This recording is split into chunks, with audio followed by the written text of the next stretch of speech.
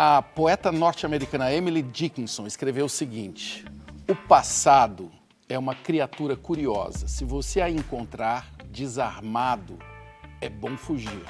A sua munição enferrujada ainda pode ferir. O passado do meu convidado é carregado com uma munição pesada. Nascido na favela, ele foi policial, presidiário e hoje é empresário de cantores e jogadores de futebol. Seja bem-vindo, Ângelo Canuto. Muito obrigado, Marcelo. Prazer enorme estar aqui com você. Obrigado aos telespectadores pela oportunidade e muito honrado de estar aqui.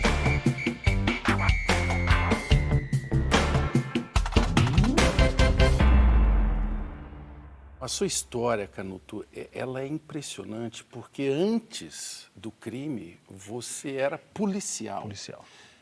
Como que você virou policial? Eu sempre fui apaixonado pelo futebol e jogando futebol nos times da minha quebrada, na várzea, eu conheci um cara que chamava Rubão, o Zóio. Hoje essas pessoas me perguntarem assim, o que representa para você a figura de um traficante? E isso acontece muito ainda hoje, nas periferias. Para mim, da forma como se deu na minha vida a presença de um traficante, como ele apareceu na minha vida, é a figura paterna. E foi me ensinando como era ser, vamos dizer assim, homem na quebrada. Tá, mas aí o Zóio é o traficante. O que isso tem a ver com você virar polícia? Na oitava série, mais ou menos, aí concluindo, ele chega em mim e fala, você tem coragem de entrar na polícia? Eu percebi que ele tinha uma ideia para mim. Daí eu peguei e falei assim, eu tenho coragem. Se você que manda diz que não é mancada, quem sou eu para dizer? Ele tinha uma tarefa para você dentro da polícia. Isso, e ele me falou assim, você vai ficar rico. E eu prestei concurso público para a polícia e me formei segundo colocado da minha turma no 2º Batalhão de Choque. Mas aí você está na polícia. Qual é a sua tarefa ali, então, para o Zóio? Para o Zóio era fazer os favores, carregar arma, carregar droga.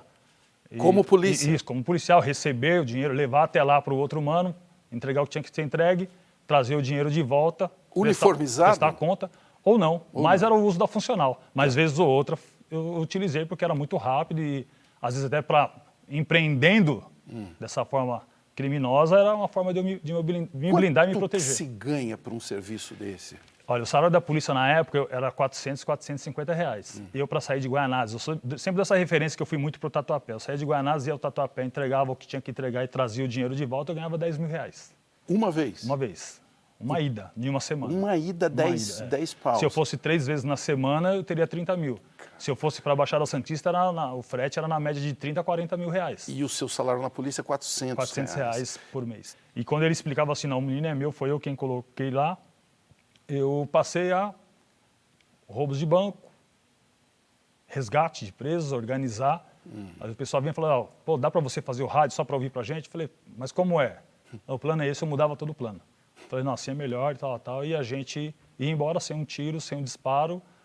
E às vezes a gente já tinha ido embora e começava a dar no rádio roubo em andamento depois de 1 hora ou meia hora depois. Ou seja, você foi crescendo na carreira do crime. Fui crescendo, fui E aí empreendendo. você é pego. E aí eu sou pego. Eu tô no funk desde 2008 e, pô, fui no Egito, fui no Chile, fui no México, fui em Israel. Mano, eu nunca achei que ia sair do país, só sonhava. Aí o Estado vai e me tira tudo. Eu me lembro de ter saído de cadeia totalmente confuso, sem entender o que estava acontecendo, muita informação, muita coisa acontecendo. Eu tenho estresse pós-traumático. E, tipo, às vezes eu bipolo com algumas coisas e as pessoas não entendem o mal que eu passei. Tipo, cadeia, cadeia. É cadeia. Eu sou preso pela primeira vez em 1997, num crime de concussão, que era extorsão mediante sequestro, mas na verdade era uma guerra de quadrilhas de tráfico, né?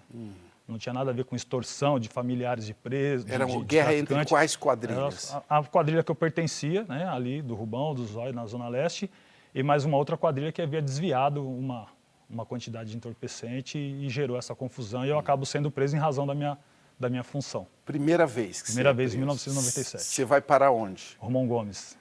E fico 7 meses, saio absolvido nesse processo, porque quem me denunciou não deu sequência na denúncia, porque era todo mundo do mesmo balaio, vamos dizer assim. E você encontrou um cara lá chamado Dexter. Dexter.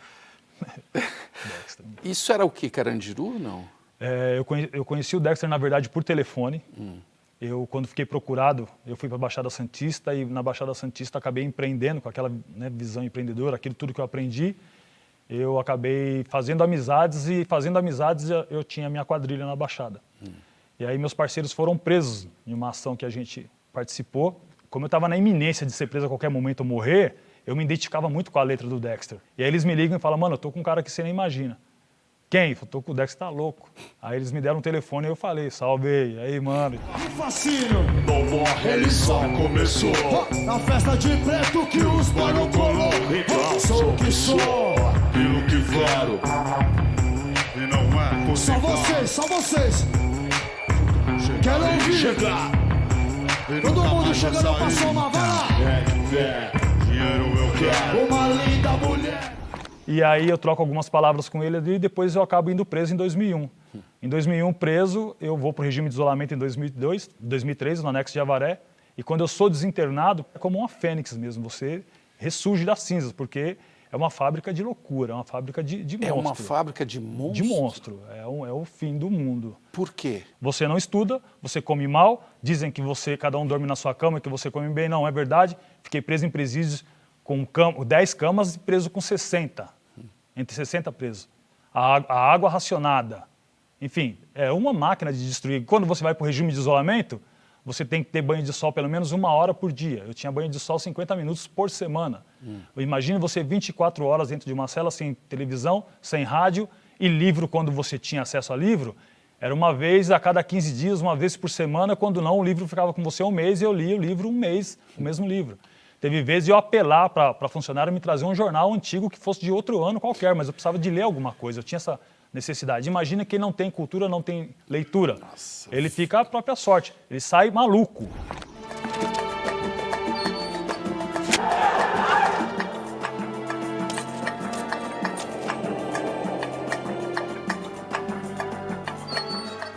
Muita gente que está te vendo agora talvez não consegue imaginar o que aconteceu depois dentro da cadeia. Você fez faculdade. Fiz faculdade na prisão. Dentro da prisão, no regime semiaberto. Como que você conseguiu? Quem que te apoiou? Meu advogado peticiona uma solicitação para eu fazer faculdade. Quando peticionei, voltou não autorizado a minha ida para a faculdade. E aí, quando eu volto do trabalho, eu encontro o Sr. Edson. Eu falo com todo prazer, é um funcionário, acho que deve estar aposentado hoje. Um pretão assim, me identificava muito com ele, fortão, parrudo. E aí ele era o funcionário só de abrir o portão e fechar, praticamente. Carcereiro? Né? Carcereiro, era do agente penitenciário do sistema. E quando eu chego, ele muito respeitoso comigo, eu falei, aí Canuto, como é que tá? Tudo bem, Sr. Edson, como vai? E a faculdade, vai ou não vai? Eu falei, pô, Sr. Edson, fui negado, meu pedido. Mas como negado? Estudo negado? Falei, foi a primeira vez que eu vejo negar estudo aqui. Aí ele fica meio quieto, no silêncio assim, e fala assim, mas quando é o vestibular? Eu falei, é sábado. Aí ele falou assim, faz o seguinte, vai lá e presta. Mas você vai lá, presta e volta. Eu falei, fica tranquilo, eu vou prestar e vou voltar para o meu trabalho. Fui lá, prestei tudo certinho, e aí sai o resultado. Entre 1.250 alunos eu passo em 58. E aí, 15 dias depois, mais ou menos, você sai às 6 da manhã. Às 6 da manhã você acorda e já vai para a fila para sair, para ir trabalhar. Quando eu estou indo na fila, que eu chego lá para sair, no portão, que bate o cartão para sair, o funcionário bate, eles me barram. Quando eles me barram, eu fiquei pensando, falei, eu não fiz nada de errado, eu estou tranquilo. Olha só o fantasma. E eu fico caminhando no pátio ali, né, tomo um café, né, meio preocupado ali, e fico caminhando até que a administração começa a funcionar. Por volta de 8h30 eles me chamam. E eu já vou com o coração e passo para a administração. Quando eu entro na sala de administração, tá os diretores e o seu Edson sentado e uns cartões de trabalho na mesa. E uma carteirinha, eles falam, ó, seu Ângelo, tudo bem? Ó, a partir de hoje o senhor vai direto para a faculdade, tem o horário é esse, as regras são essas, e eu me alivio. E eu quase choro naquele momento, fico com a voz embargada e tal, e saio muito feliz. A primeira coisa eu já ligo para minha esposa e falo, amor, o que aconteceu? Pelo amor de Deus, até agora você não ligou? Eu falo, não, me seguraram, mas é para ir para a faculdade, vou começar a estudar muito feliz. E vou. Essa história é tão reveladora do Brasil porque é um sistema que é contra você estudar e, ao mesmo tempo, dentro do sistema tem o seu Edson. Isso que foi bacana, porque olha só, a gente é tão desacreditado que eu subestimei, na verdade, uma figura que tinha o olho no olho, Isso. que trocava uma ideia, sabia aquilo que a gente fala na gíria, né? Ele sabia o meu dia a dia. E acho que isso serve como um estudo para as autoridades entenderem o quanto importante é esse corpo a corpo. A sua autoridade, o seu cargo, ele vem em segundo plano. Você é um ser humano, você tem que agir com empatia. Que a gente se uniu e não vamos abaixar a cabeça de jeito nenhum para sistema opressor. Eu vejo muito potencial em você, Cristina. Potencial pra ser uma rata. Potencial pra fazer o que é certo. 20 anos sem me visitar e de repente resolve aparecer. Porra é essa? Sou a mesma Cristina. O que será que o pessoal está falando dessa nossa papo, hein? Advogado Elado. Ele sofreu represálias do PCC por causa dos depoimentos dele no documentário do HBO, PCC, o Poder Secreto, que, aliás, é um grande documentário. Meu objetivo, desde quando eu acertei com a HBO para fazer esse documentário, era não fazer apologia e, ao mesmo tempo, dizer a verdade. Não é uma afronta ao Estado e também não é um desrespeito ao crime, é uma afronta ao crime. Eu anseiava por alguém que pudesse falar a verdade por nós, enquanto presos. Porque o que se propagava era uma mentira para disfarçar toda a desigualdade social que vem há anos, desde a época da escravidão, desde a época da colonização, e que as pessoas não entendem que isso ainda é uma causa e efeito, tudo que a gente passa. Um vacilo e a sua vida tem fim. Uno por todo e todo por uno. Esse é o PCC. Aposto que tem gente que está nos vendo agora e está falando assim, mas espera aí, será que esse cara regenerou mesmo? O que você tem para dizer para eles? Contra fatos não há argumentos. Eu trabalho o dia todo. E trabalha, viu? O cara virou empresário de jogadores de futebol e cantores. Que trabalho é esse? Eu faço gestão esportiva, né? Prospecto melhores condições para o atleta, novos contratos, negocio renovação. E gente de todo lugar? De todo lugar. Do Brasil todo? Do Brasil todo. Os jogadores que caem no perfil da nossa empresa de gestão e jogadores que a gente almeja também, a gente faz captação, a gente vai atrás de bons... De olhar talento. De olhar talento. Você tem olho bom para peneira? Eu tenho tido sorte, vamos dizer assim, tenho tido sorte. Eu acho que isso repercute num bom olhar, vamos Porque dizer. você já queria ser jogador lá de trás, né? Olha que história maluca essa, né? Agora você está empresariando jogadores. Empresariando jogadores. Quem tomou uma amassada agora? Quanto foi? Quanto foi? Tá quanto? Quê? Tá quanto? 2x1, não, 3x0, porque nós fizemos uma nega. Tava 1x1, nós fizemos uma nega. Uau, tá. Já era. O primeiro jogador que eu revelei e que eu vi que isso era bom e dava certo e eu tinha sorte para isso foi o Luciano. Quando eu trago ele do Avaí para o Corinthians, né, e logo quando ele começa a fazer muito sucesso no Corinthians, eu sou preso em 2014. Isso. E só saio em 2018. Não, então, é que a história do Ângelo, nós temos que fazer ainda esse capítulo nesse bloco, porque está indo tudo bem, você é preso pela Polícia Federal. Polícia Federal. Por quê? Exatamente. Envolvimento no tráfico internacional. De novo. De novo. No Porto de Santos. Isso, Porto de Santos. O que era isso? Em 2004, eu fiquei preso num pavilhão que era parede com um pavilhão de estrangeiros. E aí, um desses estrangeiros, ele veio morar no nosso pavilhão aleatoriamente, né? Não era, ele estava num pavilhão de estrangeiro, então ele acabou sendo misturado conosco. Eles achavam que o estrangeiro, ele era muito fino, muito educado, e de repente ele seria homossexual. E homossexual, cada um tem o seu lugar para ficar na prisão. E nesse caso ele vivia num convívio conosco, e aí ele sendo interpretado, eu falei, não, meu cara não é. É que você não entende que o cara vem de uma educação Se diferente. ele é homossexual...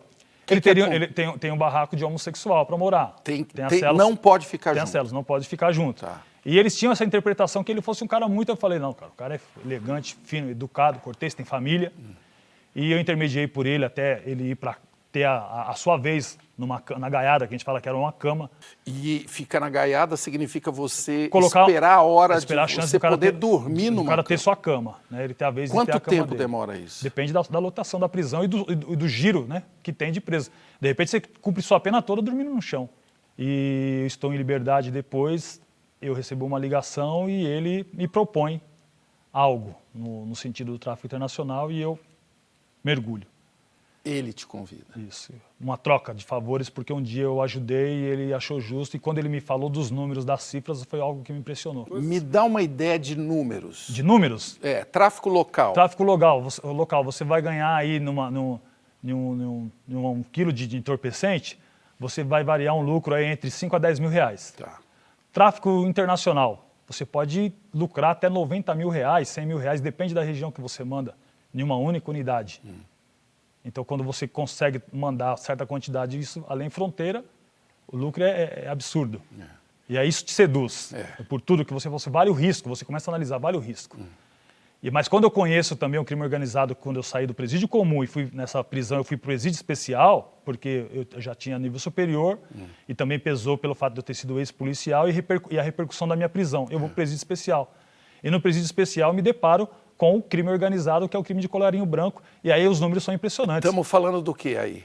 Estamos falando de bilhões de desvio de verba pública, de merenda, da forma como se dá, sem um emprego de arma de fogo, sem ser crime hediondo, sem... Bom, assim, tipo, acho que vale a pena, vamos dizer assim, sabe? E aí me sinto envergonhado, eu até falava com um político, né, pro nome, falei assim, olha, malandro é você, eu sou um pé de breca, eu sou um bunda mole frente ao que você faz, pelo amor de Deus, com uma caneta é o que você fez um estrago. E aí o que me impressionava era dizer assim, você não tem vergonha na cara de fazer uma delação premiada agora, mano? O que ele na hora respondia? Aí ele, não, menino, eu tenho que me salvar, eu tenho que voltar, pô, me arrependi. Falei, você se arrepende fazendo isso? Que é a regra, né, meu? O mundo da prisão é uma outra regra, mas o mundo da prisão, dentro do presídio especial, são regras que são jogadas fora. É mesmo? Até da ética. Até lá dentro, É jogado fora. a ética é pior. A pior prisão que eu passei na minha vida. Eu passei pela opressão do sistema, do cárcere, mas você viver entre presos sem proceder, sem respeito nenhum, é pior ainda. Rapaz, eu vou te falar uma coisa. No próximo bloco, eu vou precisar entrar mais ainda em duas realidades que são muito faladas e pouco conhecidas no Brasil. A cadeia e a polícia. Com o meu convidado Ângelo Canuto, Teloguinho.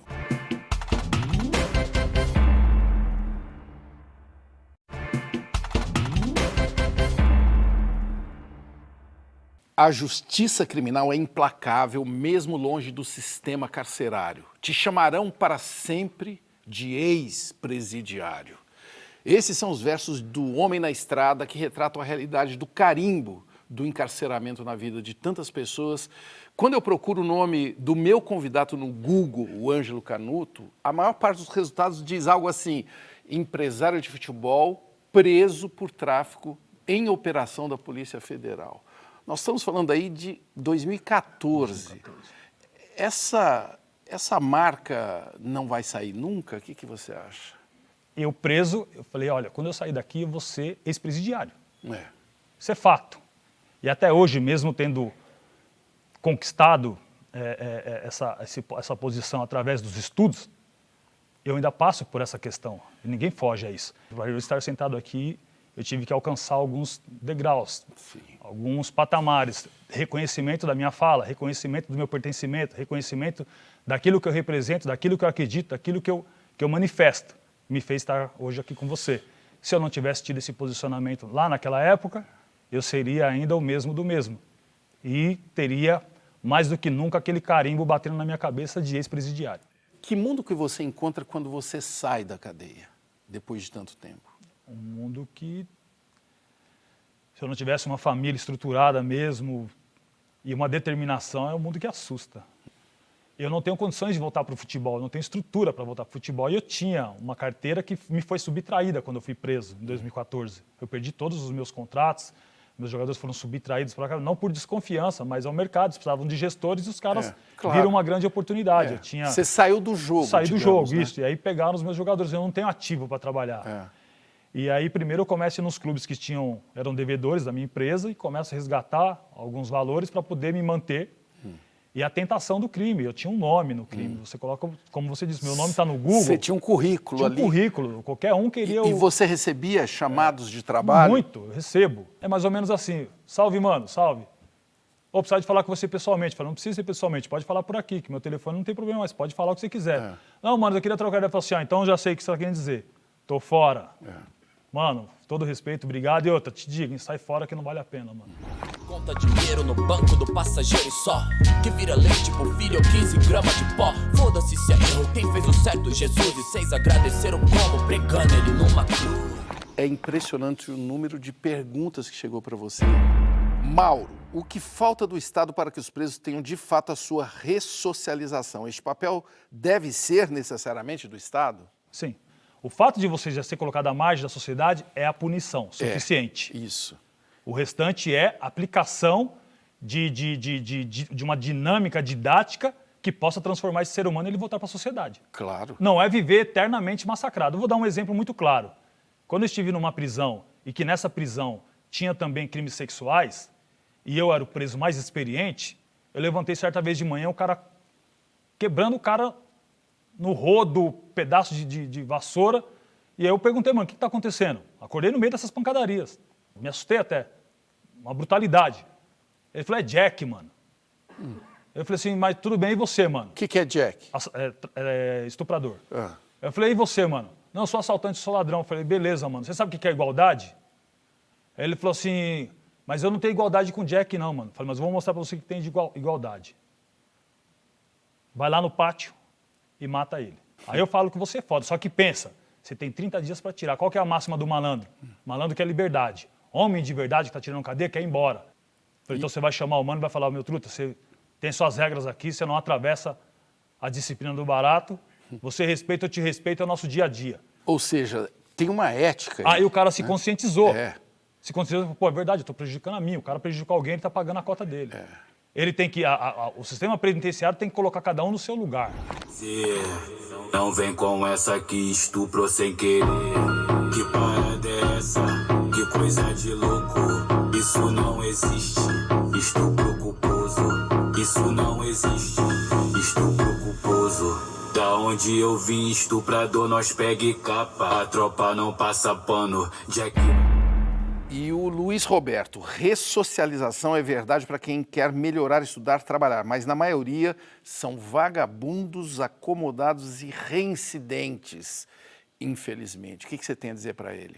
O maior número de presos que ingressam todos os dias na prisão são os reincidentes. Por que os reincidentes? Porque os reincidentes, quando voltam, são ex-presidiários, não têm oportunidade. Se para a molecada que está saindo dos cursos técnicos, da escola, das faculdades, é difícil conseguir uma vaga, imagina para o ex-sentenciado, muitas das vezes sem cultura, sem uma formação. E aí o que acontece com o reincidente? Vamos voltar para o contexto quando eu faço as minhas mentorias, eu trago um cenário. Vamos voltar para a quebrada. O reincidente está lá, levanta, quando ele sai assim, já passa a viatura, os caras já sabem quem ele é. E aí ele de olhar? Só de olhar, ele já tem que estar durinho, tremendo, desesperado, porque o policial, se for o mesmo policial, se for o policial da época que ele foi preso, que continua, ele fala, mano, o que saiu, vou pegar ele. Então você é caça e caçador. E aí você chega na esquina, chega um outro garoto que não tem perspectiva alguma, que não tem problema não teve problema com a justiça, limpo, ficha limpa, ele encosta no mano e fala, e aí, parceiro, como é que tá? Ele começa a admirar as histórias da prisão. Aí o cara fala, mano, eu tô duro e eu também tô. Aí é um com vontade e o outro com a experiência. O outro com software. O outro com software de experiência. E aí os dois empreendem nisso. Arruma um negócio. Muito provavelmente o jovem inexperiente vai morrer, porque ele não sabe se defender. Ou quando não, morrem os dois. Ou volta para a prisão um reincidente e um novo primário. É parecido com a abolição da escravatura, hein? Ele tem só uma coisa para proteger ele. Um poste. Que ele fica olhando ali de trás do poste. Que coisa, rapaz. It's so difficult to talk about mass incarceration because it has become heavily monetized. The focus is on taking people from prison, putting them in community corrections, parole and probation. How much progress is it really if now there's a private company making money off the GPS monitor? We now have more African Americans under criminal supervision than all the slaves back in the 1850s. O Érico tem mais algumas sugestões aqui, eu quero ver sua observação sobre elas. Cursos profissionalizantes não ajudariam para, quando estivessem em liberdade, não deveriam concluir ensino fundamental antes de sair? Você tem uma prisão com 1.200 presos. O diretor da unidade, do departamento de educação, de reintegração, ele precisa de preencher uma cota. Ele precisa de preencher uma cota. Ele não precisa de ressocializar. Então, ele, de manhã, quando não tem blitz, quando não tem confusão, quando não falta o agente, quando não falta o professor, quando está tudo correto nessa logística, eles tiram desses 1.200 presos, eles tiram 20, 15 presos, vai lá, fica na sala de aula, preenche esse protocolo. Só uma cena, é uma cena. Não ressocializa ninguém, não educa ninguém. Um dia mais, sei lá, tanto faz. Os dias são iguais. Acendo um cigarro e vejo o dia passar. Mato o tempo pra ele não me matar. qual o papel da maconha dentro da cadeia? Esse relato não é meu. O diretor falava assim, a cadeia quando não tem maconha é um barril de pólvora. É pior. É pior. Fica mais explosiva. Fica mais explosiva, porque o cara é uma espécie de um calmante, um psicotrópico, para acalmar o cara. Os caras que eram mais barra pesada, vamos dizer assim, uns caras que tinham muita condenação, o cara sem maconha era perigoso até para jogar bola com o cara. Sim. Porque ele perdia a cabeça. E claro, aqui a gente não está fazendo apologia É um estudo. de maconha, mas a cannabis hoje está sendo estudada como um remédio, como medicina e tudo mais. Mas eu falo principalmente de que a maioria dos encarcerados, o Brasil é a terceira população do planeta encarcerada, são relacionados a tráfico de pequenas porções. De pequenas porções. Quando é o pobre favelado, que comprou uma quantidade ali para dividir entre seus iguais ali para curtir, é tráfico. Quando na alta sociedade, quando você passa para um outro patamar social, nível econômico e de pessoas, de famílias abastadas, essa divisão não é tráfico. Essa divisão assim, não, mas ele perdeu a cabeça, foi só para relaxar. A balada. A coisa minimiza. Se for atender mesmo na risca a tipificação, se é tráfico para um, é tráfico para o outro. Se é uso para um, é uso para o outro. Nenhum playboy se parece comigo. Nada de branco nesse preto rico. Seu amor veio tarde, agora não preciso. Nego romântico, conquistando o mundo sem nem ter um visto. Atacaram meu povo primeiro, eu sou a resposta, seu novo inimigo. O Ângelo, qual o papel da igreja evangélica dentro da cadeia? Eu acho de grande importância, não só evangélica. Um homem sem perspectiva, sem horizonte, sem Deus, ele vira um bicho. E isso é perigoso. Da mesma forma como o cannabis alivia, a religiosidade, o culto, a oração também alivia, tudo é um remédio. Eu nunca usei droga, nunca fumei maconha, mas eu cheguei a um ponto no regime de isolamento que eu tomava psicotrópico, eu tomava 4 comprimidos de psicotrópico porque eu sonhava, ora sendo policial perseguindo alguém, ora sendo perseguido, sendo assassinado, lembranças e pesadelos de todas as atrocidades que eu vi dentro do sistema penitenciário. E o que foi interessante, o que me salvou foi justamente a palavra de Deus, que foi o Salmo 142, que é no momento que eu estava quase me suicidando, que ele narra mais ou menos assim, ao meu Senhor eu lanço um grande brado, a ele exponho toda a minha angústia. Olho para a minha direita e vejo que não há ninguém que se importe comigo. E aí eu começo a entender que realmente Deus está falando comigo porque eu estou no isolamento. Sozinho. Eu posso bater na porta que o guarda não vai ouvir, o guarda não vai vir, eu sozinho. Não tenho um amigo para me amparar, para falar, calma aí, cara, vamos conversar. Não tem. Era eu, um lençol e uma grade. E aí Deus começa a falar comigo, o diabo me tentando, e eu bato na Bíblia e abro o Salmo 142.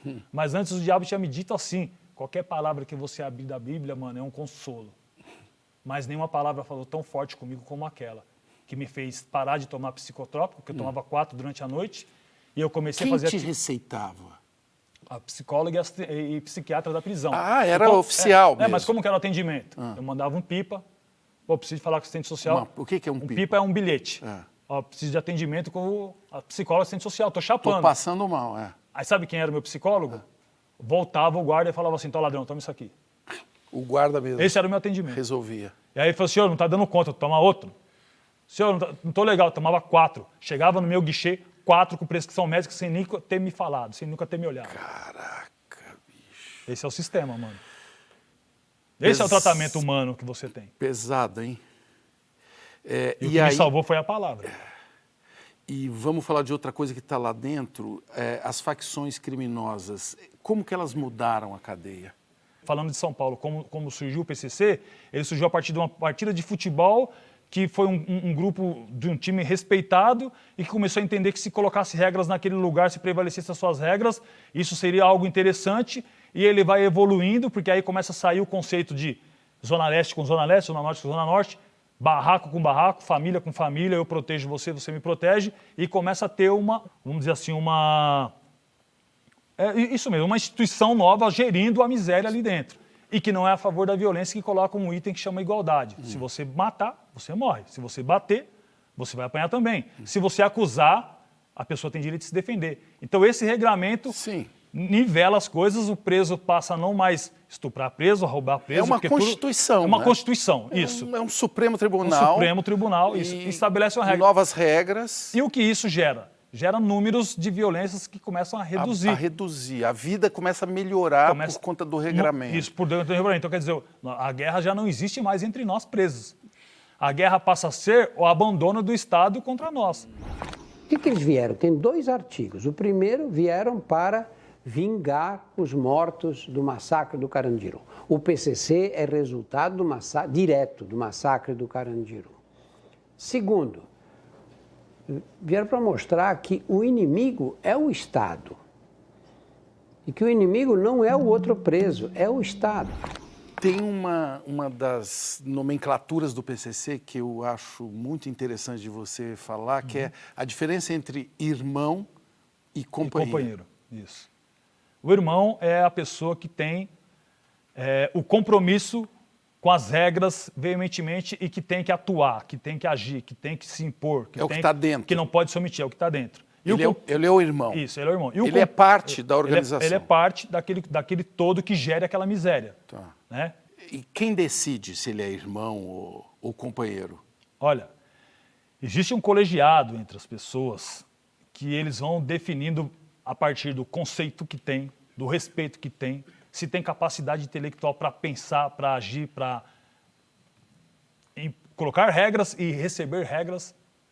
Isso tudo é um conjunto para que a pessoa seja absorvida nesse contexto. E o companheiro é o quê? O companheiro é aquele que conhece todas as regras, sabe todas as regras, se comportam de acordo com elas, mas ele não tem a obrigação de interferir, e senão pela ética, a obrigação de ter que fazer. Tá, ele não faz parte. Ele não faz parte. Da Eu, por exemplo, eu vi diversas situações em relação ao nosso próprio convívio que estava saindo do regramento, e também na forma como o Estado nos tratava, sob forma dos agentes, que pela minha postura de companheiro e por tudo que eu vivi e entender das regras, eu não podia me furtar a não falar.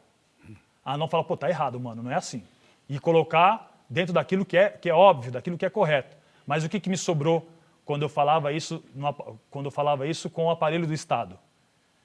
A gente conseguia o benefício, mas eu não usufruía. Fala assim, você é muito inteligente, você é educado, você fala com tranquilidade, você respeita, você é o preso mais perigoso que eu tenho aqui.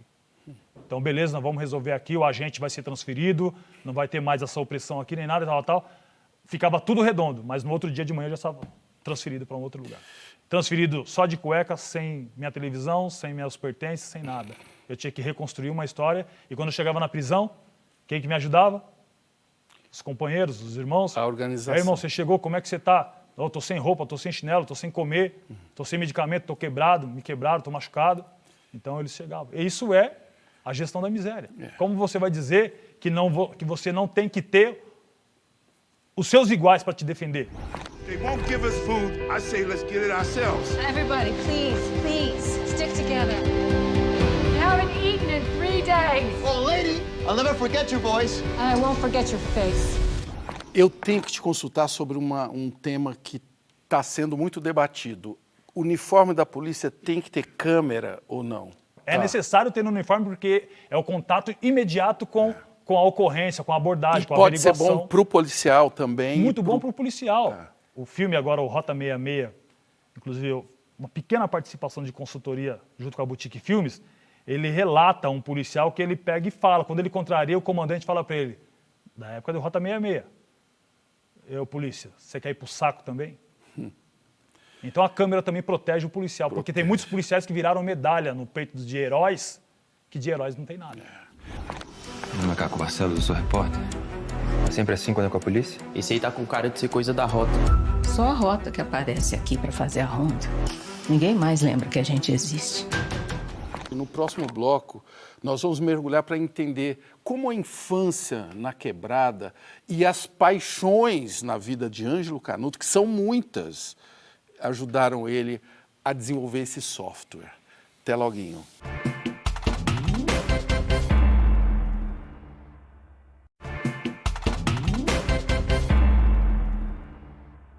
O meu chegado Arlindo Cruz descreve o bairro carioca dele, Madureira, assim: o meu lugar é cercado de luta e suor, esperança num mundo melhor e cerveja para comemorar.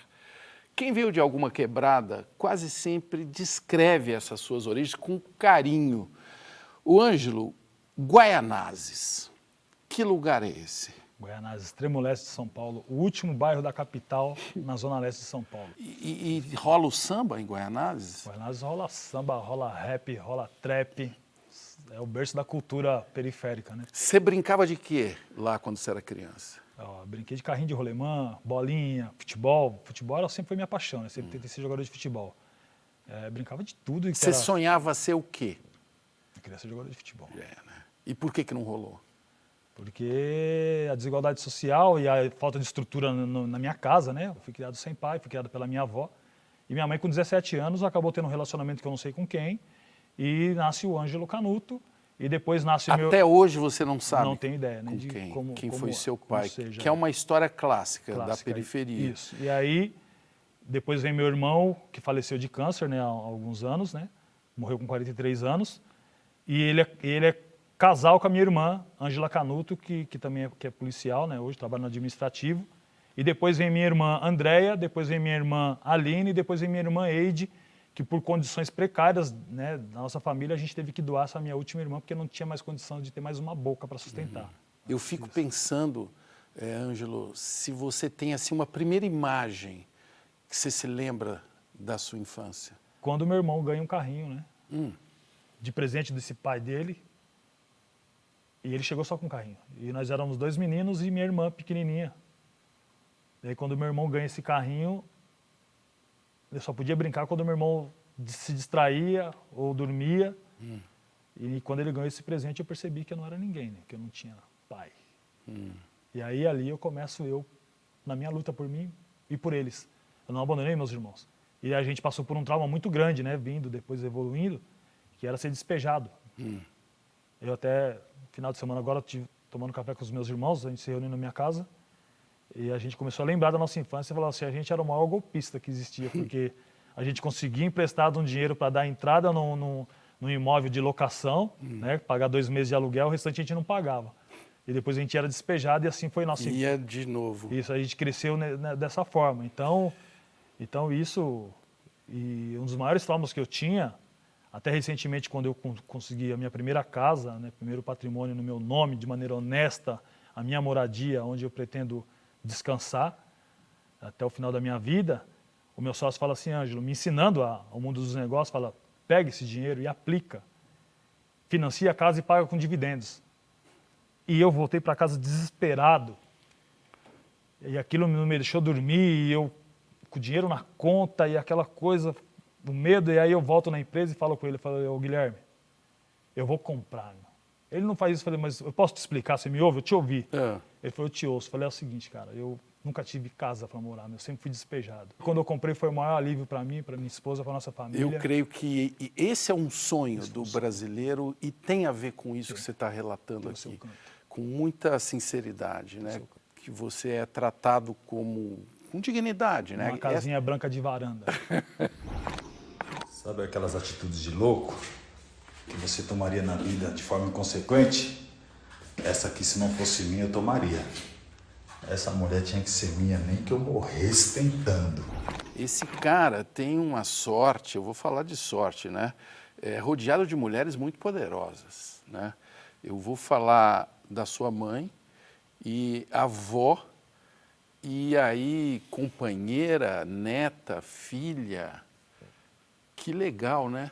Eu imagino que você está emocionado porque não é todo mundo que tem uma rede de mulheres assim tão incríveis, né? Quem é sua mãe? Cleonice Canuto da Silva.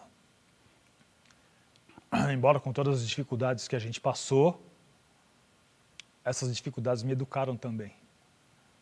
Não ter compreendido minha mãe por um certo período da minha vida também faz parte dessa mudança. Por que você teve dificuldade de compreender? Porque eu era o filho mais velho, tinha ciúme da minha mãe e minha mãe tinha um filho com cada homem. Isso para mim foi traumático. Dividir isso, encarar isso, não era por ciúme da minha mãe, era pela falta de responsabilidade e por tantos caras que enganaram. Por isso que hoje eu vejo algumas situações e eu fico para não falar palavrão, fico consternado quando eu vejo uns caras ter certos tipos de atitude com mulheres. Com mulheres, né? Sobretudo com filhos, fazendo filho a rodo, largando por aí. Então isso mexe muito. Então isso foi um trauma que eu superei, né, na relação com a minha mãe, mas eu fui muito bem respaldado e amparado pela minha avó, que morreu com 97 anos e eu me encontrava na prisão. Dona Divina. Dona Divina. Que nome, hein? Era uma divina. Mineira. Mineira. Ela era de... quem, essa avó? Meu alicerce total. Eu fui morar com ela em um cômodo, em cima de uma loja de tapeçaria. E ali a gente viveu só, eu e ela. Depois a gente teve que morar de favor na casa da minha tia, a gente dormia no chão. Depois a gente conseguiu voltar de novo para esse lugar. Então ela foi minha estrutura, porque ela falava assim, você sabe o que você está fazendo da sua vida. Você é homem. Ela sempre me deu muito amor, muito carinho. Ela me educou de verdade. Foi minha mãe, foi meu pai, foi meu amigo. Me faz muita falta. E você tem essa uma abundância de mulheres importantes. Eu queria que você falasse da Patrícia. Quanto tempo que vocês estão juntos? Nós estamos há 31 anos juntos. Que é isso? Desde escola, desde namoro de escola. E a gente começou a namorar em 12 de abril de 1991. E a gente falava de casar, de ter família. E a gente, vez ou outra, a gente viaja nesse pensamento e a gente casou, a gente tem família, temos uma filha e 2 netinhas. Então, a gente comenta até, quando a gente está de carro, de moto, a gente fala, lembra que a gente queria ir no Parque do Carmo e a gente tinha que ir de ônibus? E a gente queria ter pelo menos uma mobilete? Eu falo, lembro. Então a gente tem uns períodos de nostalgia muito forte, lembrando tudo isso e não dá para acreditar onde a gente chegou. Como foi a vida dela quando você esteve no cárcere? Louca. Não me abandonou um só segundo. Sofreu comigo. Ficou mais presa do que eu. Sofreu mais do que eu. E sempre teve forte para me visitar. Deixava para chorar em casa. Teve vezes que não teve jeito, que ela teve que chorar. Quando eu saí de Presidente Venceslau, em 2006, e fui transferido para o regime de observação em Lavínia, que eu me aproximo na gaiola para recepcioná-la, ela não me reconheceu. Porque eu tinha ficado 62 dias quase sem comer. Eu estava magro, cabeludo, barbudo, porque a gente não tinha nada. Foi um sequestro naquela época. E aí quando ela só me percebe quando eu chego perto dela e chamo ela de amor.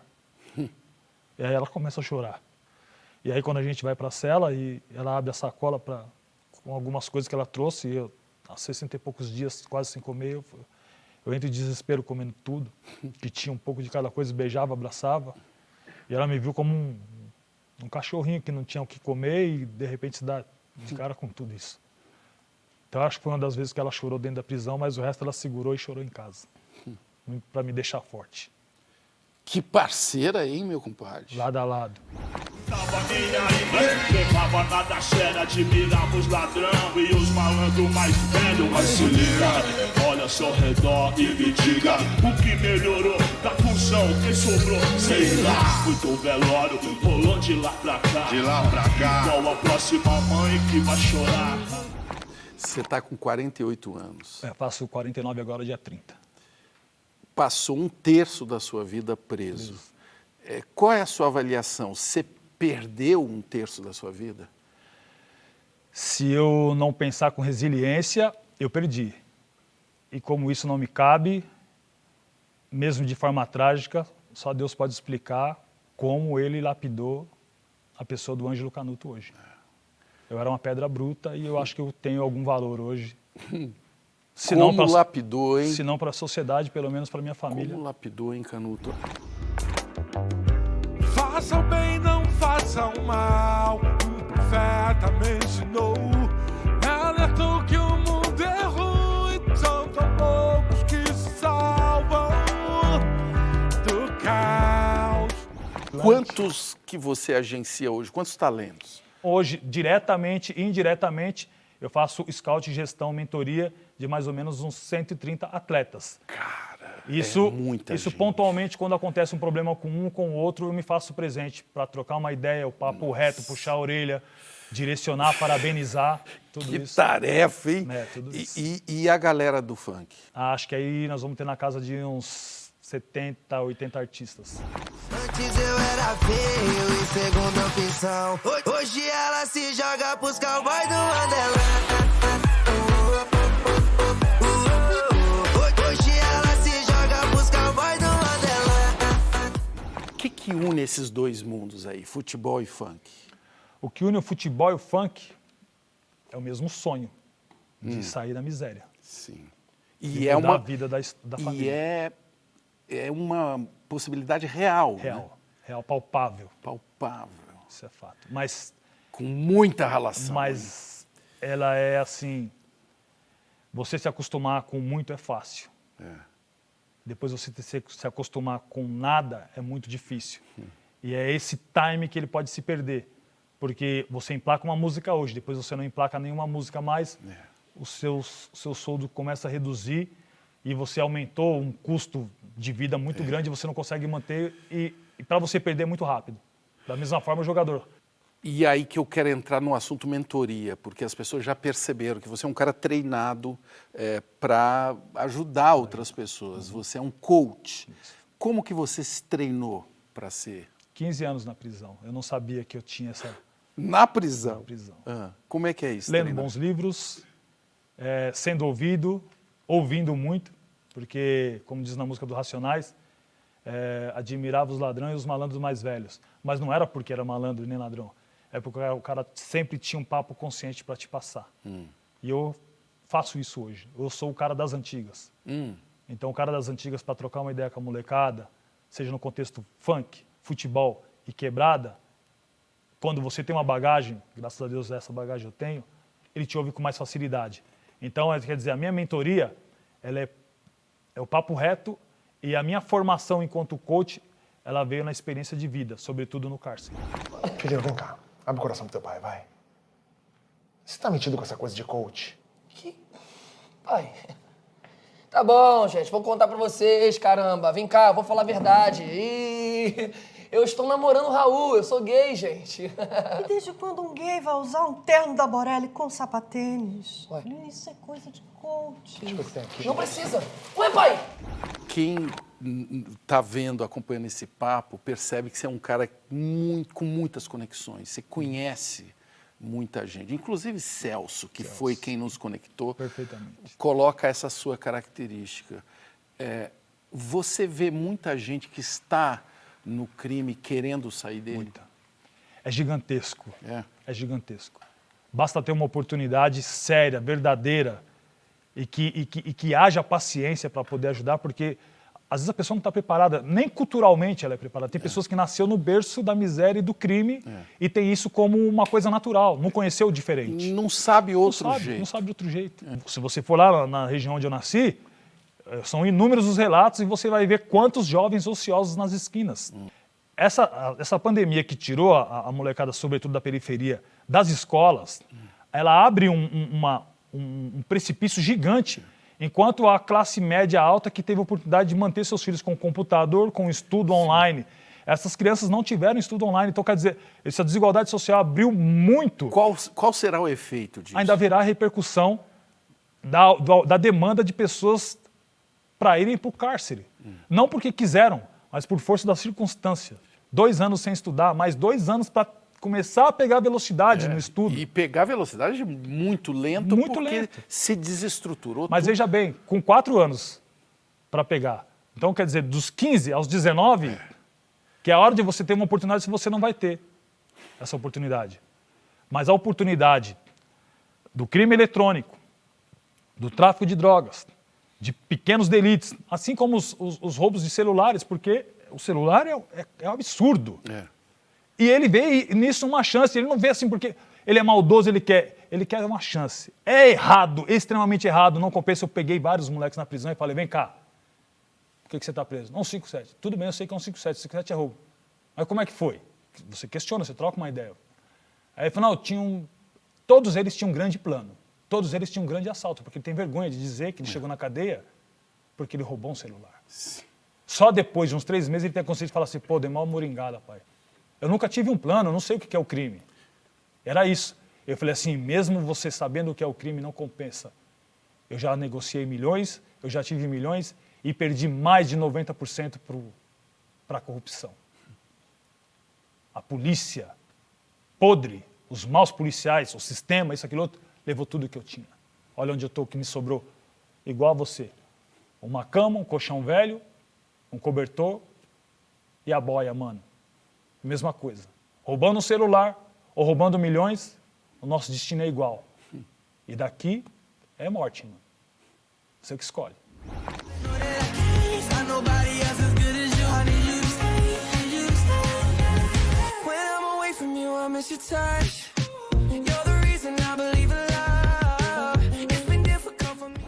Você tem uma filha, 2 netas. O que você deseja para essas próximas gerações aí dos Canuto? Olha, uma coisa assim, eu já consigo me ver sendo recolhido, a minha idade, e eu já imagino minhas netinhas falando assim, olha o livro do vovô, ou né, elas vão ficar mais velhas, vão falar o livro do meu avô, o meu avô palestrou, o meu avô estudou, o meu avô escreveu um livro, o meu avô participou de tal série, o meu avô era empresário, o meu avô, elas têm uma origem, eu não tenho essa origem. Que legado, hein, meu querido? E para quem quiser continuar acompanhando a sua história, é bom dizer, vem livro, vem série, vem jogador de futebol. Músico, co-direção agora, né? Vou me atrever a ser um co-diretor de cinema, porque uma obra que representa a minha história terá um diretor e esse contrato que eu fiz com a Boutique Filmes, eu serei co-diretor nessa série para dar uma sintonia fina para os fatos, porque eu quero eles muito bem retratados, para que isso sirva de motivação e um horizonte para as pessoas, né? Para quem viveu o que eu vivi. Qual vai ser o nome? A gente não pode dar o spoiler do nome, porque o livro ainda vai ser divulgado, porque é com base no livro. Mas aqui eu estou sempre para fazer perguntas difíceis. Isso, é difícil, mas ele se norteia na minha história. Tudo isso, um pouco disso que a gente relatou. Como que você quer ser lembrado? Eu quero ser lembrado como um ex-presidiário que provou que dá para mudar a história. Não quero ser lembrado como um empresário, como um cara famoso, como um rico, nem nada. Eu quero ser lembrado como um ex-presidiário, mas que fez mudar e que mostrou que é possível. Ângelo Marcos Canuto da Silva, o que é a vida? É uma delícia. A vida é muito boa. É só saber viver. O melhor da vida é a vida. Se com a sua vida você diz isso, nós temos que mergulhar nela mesmo, né? A vida é uma delícia.